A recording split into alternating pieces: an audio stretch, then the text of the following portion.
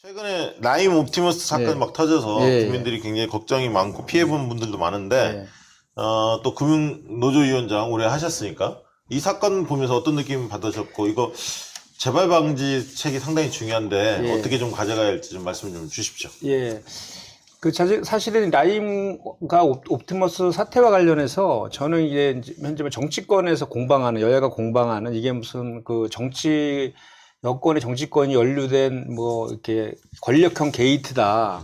이런 거의 관점보다는 저 현장의 경험자로서 그런 관점에서 한번 이 사태를 좀 규명해 보고 싶어요. 왜냐하면 이게 권력형 게이트다 이런 것들은 지금 현재 의혹들은 많이 나와 있지만 실제로 확인된 사람들은 전현직 행정관 한 명씩 정도밖에 없고 실제로 규명된 내용들은 또 없잖아요. 그리고 그런 내용들에 대해서 검찰에서 지금 수사 중이기 때문에 그런 것 통해서 하나하나 이제 밝혀질 문제인데 사실은 그 행정관도 예. 그 금감원 출신의 예, 그렇죠. 그분 한 분이고 금감원에서 파견나온 분이죠. 예. 그 이 변호사는 남편이 관련돼 있지 본인하고는 아무런 책임이 사실 없습니다. 이미 참고인 조사도 받았고요. 맞습니다. 그래서 저희 사무금 노조의 금융감독원 노조가 저희 소속이거든요. 제가 그래서 금융감독원 그 노조 위원장한테도 직접 들었고, 우리 증권사 노조가 다 저희 소속이잖아요. 그래서 네. 이런 사태에 대한 실질적인 뭐가 문제인지에 대해서 현장의 얘기들을 오늘 좀 말씀드리려고 해요. 쩐주가 누굽니까, 근데? 쩐주가. 아니, 라임 사태에서 일가에서 무슨 김봉현 대표가 무슨 라임의 몸통이니 전 이런 얘기 했는데 기가 막힌 일입니다. 왜냐면 김봉현 예전에 수원역에 사업을 운영하기 위해서 라임에서 돈을 빌려다 쓴 사람이잖아요. 그렇죠. 네. 그게 본질이었는데 라임 사태가 터지면서 돈을 회수할 것 같으니까 회수당하면 회사가지도 어려워지니까 그거를 막기 위해서 아주 그냥 본인 차원에서 이런저런 일들을 좀 했던 게 다예요. 근데 그 사람이 몸통이라는 건 말도 안 돼요. 누군가 있는데 지금 안 밝혀지고 있는 거죠? 예.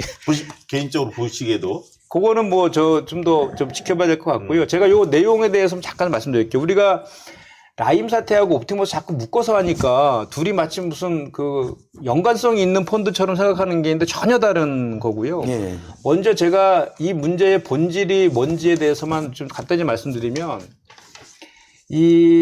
이제 사모펀드라는 하이 리스크인 그런 사모펀드라는 그 제도에 대해서 2015년 박근혜 정권에서 규제 하나를 대폭적으로 한 게 하나가 있고 또 하나는 금융권에서 판매 수수료를 얻기 위해서 소비자들에게 제대로 설명하지 않는 불안전 판매 문제가 또 하나 있고요. 또 이런 문제들을 관리 감독해야 될 정부 당국, 금융 당국의 감독 소홀.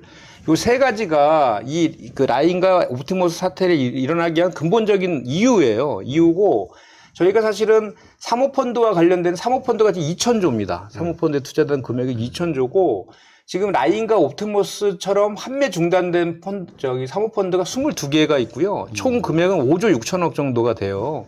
그 중에 라임과 옵티머스는 일부인 것이죠. 근데 일부 이제 야당과 보수 언론에서 정치권 연루설 그리고 권력형 게이트 이런 얘기들을 하면서 의도적으로 이제 이거를 부각시키는 그런 측면이 있는 것이죠. 그것들 하나씩 좀 살펴보면 2015년도에 혁신 성장하고 모험 자산에 대한 투자를 확대시키겠다라고 하면서 사모펀드 규제하나 방안을 발표해요. 제가 그때 산별연맹 위원장을 하고 있어서 너무 잘 아는데 사모펀드 규제하나 반대 투쟁을 우리가 상당히 오랫동안 했었거든요.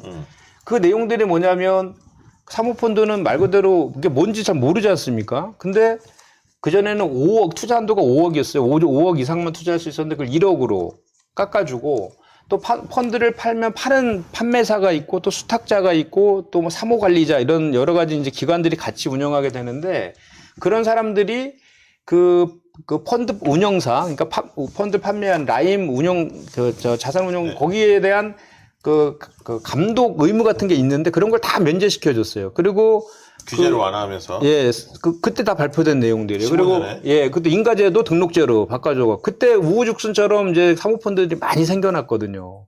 그러면서 이제 이런 문제들이 이제 생겨날 수밖에 없는 그런 상황들을 좀 초래된 것이고, 이 라임 사태 같은 경우에는요, 사실 라임 펀드가 정부로부터도 칭찬받았던 펀드예요. 그런 그 모험 자산에 대한 투자를 잘 하고 있다라고 이렇게 된 건데 2018년도부터 갑자기 급성장하는 그런 이제 펀드였는데 저희 증권사에 있는 우리 이제 저기 노동자들은 다 아는 내용인데 처음에 라임 펀드가 너무 잘 나갔어요. 이 처음에 라임 펀드가 신주 인수권부 사채 거기다가 이제 그 투자를 했는데 연 16%의 이익이 난 거예요. 그 정기금리 2%도 채 안 되는 그런 상황에서 16%의 그 이익이 나니까 신주 인수권부 사태는 뭐냐면 그 채권에다가 주식이라는 옵션을 붙인 건데 주식이 오르면 그 수익이 많이 나게 되는 그런 채권이거든요. 16%의 이익이 나니까 강남의 큰 손들이 전부 다 글로 했는데 대신증권의 반포 지점에서만 1조 원이 팔렸어요. 1조 원이 팔리고 막 그러니까 이제 돈이 막 엄청나게 들어온 거죠. 그러니까 오히려 투자할 곳이 없을 정도로 돈이 막 많이 들어왔고, 또 우리은행 같은 경우에는 보통 그 사모펀드 같은 경우는 그 뭐 성장하는 기업이라든지 코스닥 기업이라든지 이런 기업에 많이 투자하기 때문에 보통은 3년 이상으로 장기로 이렇게 계약을 체결하거든요. 근데 6개월짜리 단기 상품들을 막 팔았어요. 우리은행에서. 왜냐하면 너무 잘 팔리니까. 그리고 은행은 아까도 말씀드렸지만 은행 판매사라든지 수탁자에 대한 의무 같은 거를 다 면제해 줬기 때문에 팔고 수수료만 받으면 되지 그 펀드로 인해서 피해자가 발생하는 것들에 대해서는 책임을 안 지는 거예요. 그러니까 6개월짜리를 막 팔기 시작했던 거죠. 그렇게 잘 나가다가 이 라임 무역금융펀드, 무역금융 펀드에서 미국에 있는 이제 그 펀드에다가 투자를 하게 됩니다. 그런데 그 미국에 있는 펀드 운용사가 사기를 쳐요. 사기를 쳐가지고 아주 크게 손실을 발생해, 미국에서. 근데 그러면 그때 거기서 이제 박을 깼어야 되는데 너무 이제 잘 팔리고 돈이 계속 들어오니까 그거를 중단하지 못하고 계속해서 그때부터 사기가 벌어진 거죠. 계속 이제 부실이 일어나고 있는데 없는 것처럼 하면서 계속 팔아가지고 또 눈덩이처럼 또 사태가 발생하게 된 거죠. 네. 거기다가 이제 작년 4월에 DLF 사건이 크게 한번 터졌거든요. 그 이후에 사모펀드에 대한 부정적인 인식들이 많이 생겼어요. 그때 DLF 그 상품을 고령자 60, 70대 되는 그런 분들한테 은행에서 판매하니까 이 가장 큰 문제 중에 하나가 은행에서 판매한다는 것인데 은행에서 그 직원들이 판매할 때 정말 사모펀드를 무슨 정기예금에 가입하는 것처럼 또는 공모 채권인 것처럼 이렇게 설명을 하면서 파니까 안정자산이라고 생각하고 막 파는 거였거든요. 거기에서 이제 그런 문제들이 막 이제 생겨났던 것인데, 그래서 저는 이제 이 라임 사태의 그 근본적인 문제는 2015년도 박근혜 정권에서 했던 그런 규제 완화 정책이 시발이 된 것이고, 거기에 금융권의 탐욕과 그 관리 감독의 부재, 이것이 만들어낸 금융 사기이지, 이게 무슨 권력형 게이트랑은 상관이 없다 봅니다. 옵티머스 같은 경우에는 라임과는 성격이 아주 틀립니다. 옵티머스는 라임은 처음에 잘 나가던 것이 갑자기 이렇게 운행을 하다가 빗길에서 미끄러진 그런 거에 비유할 수 있다라고 하면 옵티머스는 처음부터 사기였죠. 예.